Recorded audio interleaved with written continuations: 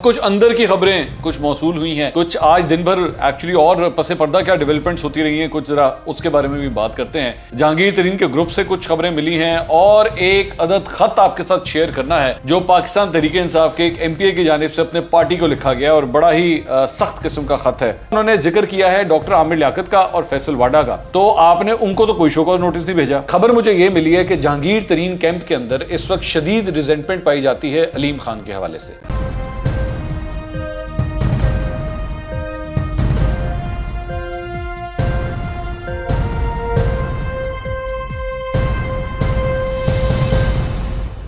अस्सलाम वालेकुम नाज़रीन, मैं हूं मंसूर अली खान। अपने YouTube चैनल के ऊपर आपको खुशामदीद कहूँगा। सबसे पहले आपसे दरख्वास्त के चैनल को सब्सक्राइब करना मत भूलिएगा और बेल आइकन ज़रूर प्रेस कीजिएगा। नाज़रीन, दिन भर क्या एक्टिविटीज़ हो रही हैं इस सिलसिले में मैं पहले ही आज के दिन के 2 वीलॉग्स तो आपके सामने कर चुका हूँ। अब कुछ अंदर की खबरें कुछ मौसूल हुई हैं, कुछ आज दिन भर एक्चुअली और पसे पर्दा क्या डेवलपमेंट्स होती रही हैं, कुछ ज़रा उसके बारे में भी बात करते हैं। जहांगीर तरीन के ग्रुप से कुछ खबरें मिली हैं और एक अदद खत आपके साथ शेयर करना है जो पाकिस्तान तहरीके इंसाफ के एक एमपीए की जानिब से अपने पार्टी को लिखा गया और बड़ा ही सख्त किस्म का ख़त है। वो मैं अभी आपको थोड़ी देर में आपको दिखाता हूँ, लेकिन सबसे पहले कुछ खबरें जो जल्दी से ज़रा आपके साथ शेयर कर लें। निसार खोड़ो साहब जनाब आज सेनेटर इलेक्ट हो गए हैं और फैसल वाडा साहब की वो जो सीट थी सेनेट की, वहाँ से वो सेनेटर इलेक्ट हो गए। और जिस तरह यही मैंने आपसे कहा था कि वो हर सूरत जो है वो ये सीट जो है वो पाकिस्तान पीपल्स पार्टी के पास जाएगी और वही हुआ है, वो जीतने में कामयाब हो गए हैं। मेजॉरिटी सारी बात है सिंध असेंबली के अंदर उनकी है, लेकिन आप सिर्फ ये देखिए कि कितनी बेवकूफ़ों वाली जो है वो ये स्ट्रैटेजी रही है कि जहाँ जहाँ पे फैसल वाडा को खड़ा किया वहाँ से फैसल वाडा की वो सीटें जो है पाकिस्तान तहरीके इंसाफ हार गई। कौमी असेंबली भी गई और साथ ही साथ सेनेट के अंदर भी गई। बल्कि अभी मैं आपको थोड़ी देर में वो जो ख़त आपके साथ जिसका जिक्र करूँगा उसके अंदर फैसल वाडा का भी जिक्र है।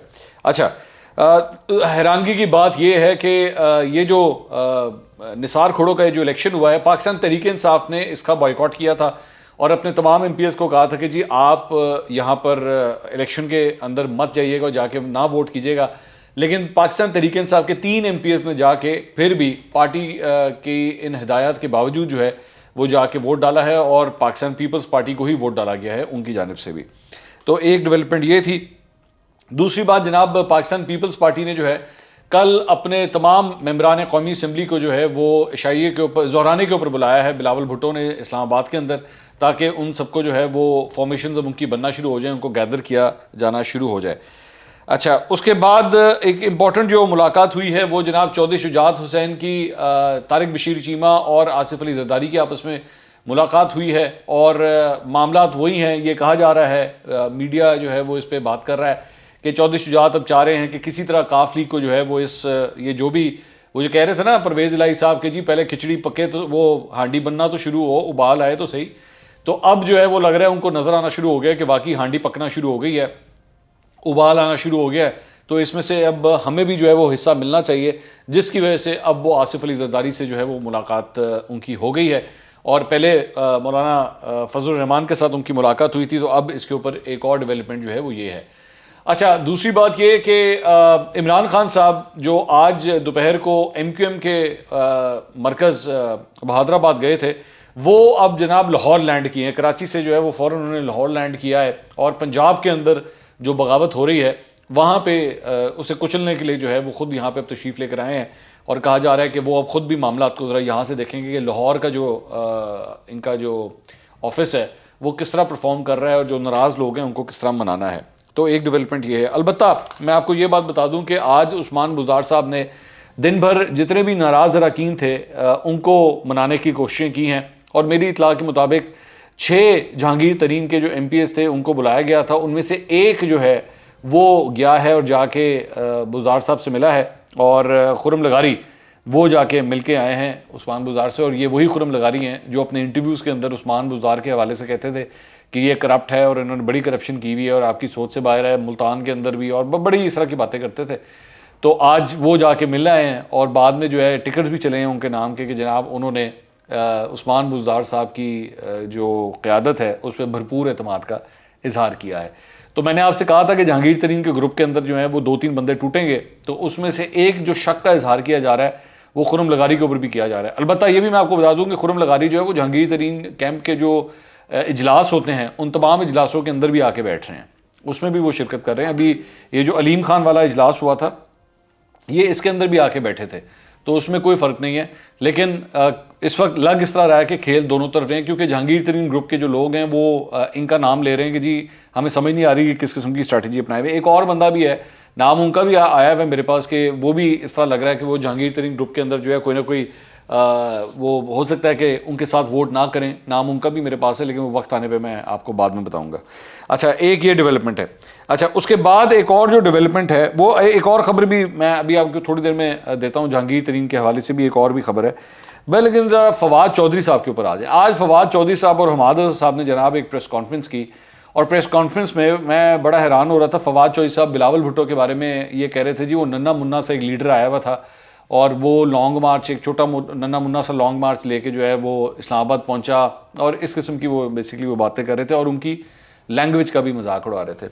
अच्छा, बाकी ये जितने भी हमाद अज़हर वगैरह हो गए, ये सारे लोग हो गए, ये अगर मजाक उड़ाए ना तो मैं उस पर मुझे हंसी नहीं आएगी, लेकिन जब फवाद चौधरी ये काम करें तो यकीन करें बड़ी हंसी आती है।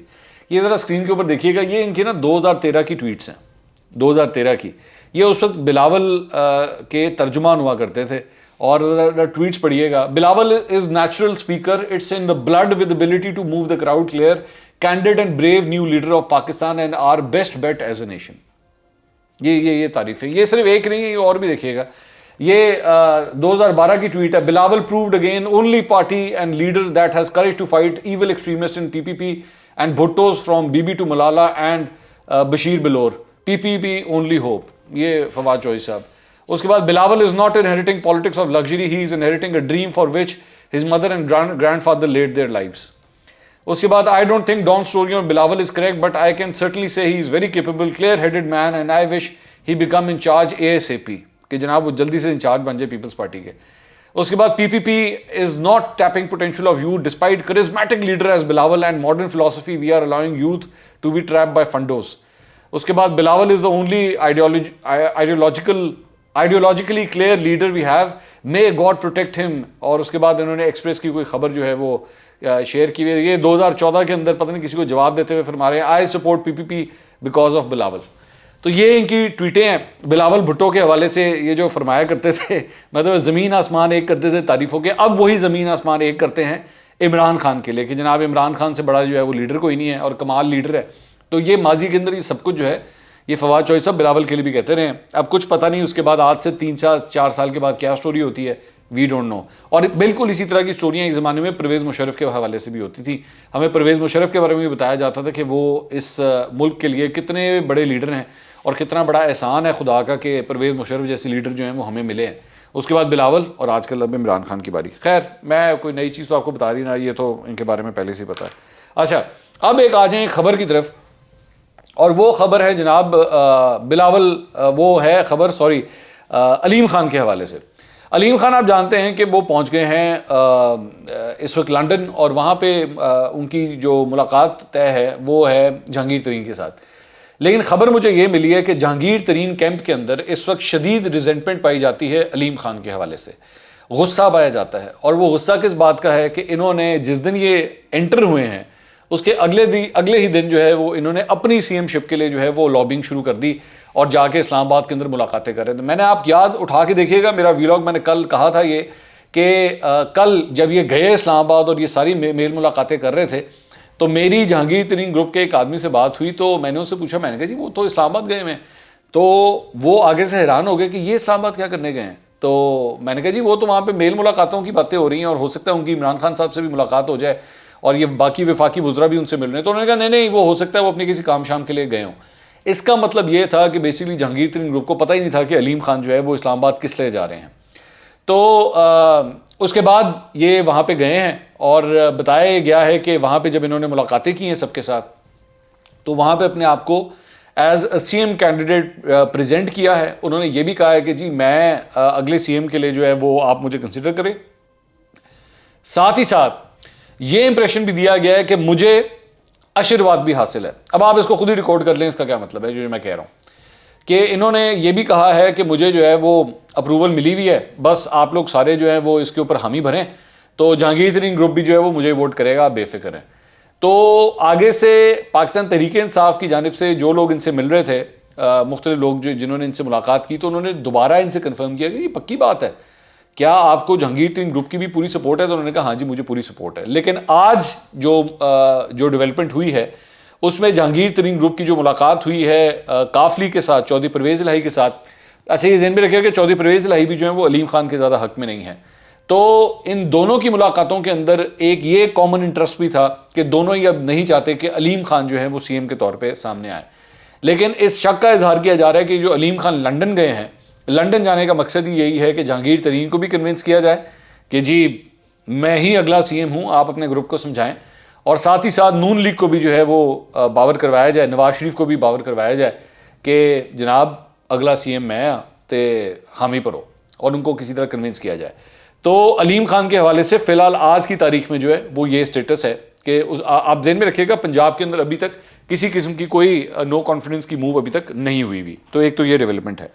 अच्छा, दूसरी बात ये कि एक और ख़बर जो है, अब आ जाए उस ख़त के ऊपर जो मैं आपसे कह रहा था। दीवान सचल साहब आप जानते हैं, उन्होंने मुझे पिछले हफ्ते एक इंटरव्यू दिया था, और उस इंटरव्यू के बाद उन्होंने वो उस इंटरव्यू के अंदर तकरीबन कोई 35-40 मिनट का वो इंटरव्यू था। उस इंटरव्यू में उन्होंने काफ़ी बुरा भला कहा था पाकिस्तान तहरीक इंसाफ की लीडरशिप को, इमरान खान साहब और बाकी लोगों के ऊपर, अली जैदी हो गए, फैसल वाडा, इन सब लोगों के ऊपर उन्होंने काफ़ी एतराज़ उठाए थे। शहबाज गिल के हवाले से उन्होंने कहा था काफ़ी बदतमीज़ी करते हैं, तो इन सब लोगों के ऊपर उन्होंने तनकीद की थी। अब उसके बाद उनको एक शोकॉज नोटिस जारी हुआ था, हमने उसके ऊपर भी एक वीलॉग किया था, आपको बताया था।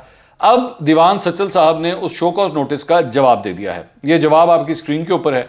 इसके अंदर मैं आपको इसका खुलासा जो है मैं बता देता हूँ। एक तो उन्होंने सबसे पहले एतराज़ उठाया कि जी आपने मुझे किस बुनियाद के ऊपर ये शोकॉज नोटिस भेजा है। उसकी वजह ये कि मेरी इतला के मुताबिक, आखिरी इतलात के मुताबिक, इमरान खान साहब ने तो सारी तंजीमें जो हैं वो ख़त्म कर दी थी, और उसके बाद कोई ऐसी तंजीम नहीं है जो डिसिप्लिनरी कमेटी के तौर पे जो है वो काम कर सके। तो ये आपने किस हैसियत में जो है वो मुझे ये भेजा है? एक तो उन्होंने ये कहा है। दूसरा उन्होंने जिक्र किया है डॉक्टर आमिर लियाकत का और फैसल वाडा का। उन्होंने कहा जी डॉक्टर आमिर लियाकत और फैसल वाडा, आमिर लियाकत के बारे में उन्होंने कहा कि जी उनका ऑन रिकॉर्ड कैमरे पे उनका बयान जो है वो सामने है, जिसमें वो ये कहते हैं कि जी अल्ताफ़ हुसैन मेरा लीडर है और मैंने तो शायद पाकिस्तान तहरीक इंसाफ में ज़्यादा देर रहना नहीं है।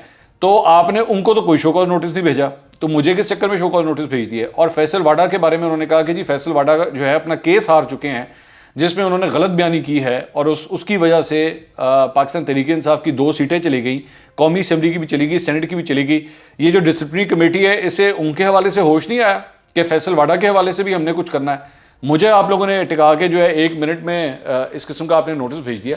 तो ये सारा कुछ जो है वो जवाब में इन्होंने भेजा है, और साथ ही साथ उन्होंने आखिर में ये भी लिखा है कि मैं आज भी पाकिस्तान तहरीक इंसाफ का हिस्सा हूँ, लेकिन पाकिस्तान तहरीक इंसाफ के अंदर रहने का मतलब ये नहीं है कि मैं अपने जज्बात का इजहार नहीं कर सकता। मैंने जो इख्तलाफ किया है वो मैंने कोई ऐसी चीज़ नहीं की कि मैंने बाकी जगहों के ऊपर बात ना की हो। मैंने बाकी जगहों के ऊपर भी जो है वो खुल के बात की है, और अपने जो फोरम्स यहाँ पे मौजूद हैं उन तमाम फोरम्स के ऊपर जो है मैंने इन्हीं ख्यालात का इजहार पहले कर चुका हूँ। तो लेकिन जब उसके बाद उसकी कोई सुनवाई नहीं हुई, तो उसके बाद मैंने जो है वो ये इंटरव्यू दिया है। मैं आपको ये बात बता दूं कि दीवान सचल ने आज जो सेनेट का इंतखाब हुआ था उसके अंदर भी जाके निसार खोड़ो को उन्होंने वोट डाला है, पाकिस्तान पीपल्स पार्टी के रहनुमा को। और जबकि पाकिस्तान तहरीक इंसाफ की जानिब से तमाम अपने लोगों को ये कहा गया था कि जी आपने इसका बॉयकॉट करना है। इस पर वो ये कहते हैं कि जी मैं इस्लामाबाद से आया था और मुझे इस बारे में पता ही नहीं था, तो इस वजह से मैंने ये इंस्ट्रक्शन मुझ तक नहीं पहुंची और मैं आ गया हूँ मैं वोट डालने के लिए, और मैंने वोट डाल दिया है। अब जो सूरत हाल बन रही है इस सिलसिले में जैसे को मजीद अपडेट्स भी मिलेंगी, आपको उस बारे में भी आगाह करेंगे। अगले व्लॉग में इंशाल्लाह आपसे दोबारा मुलाकात होगी। अल्लाह हाफ़िज़।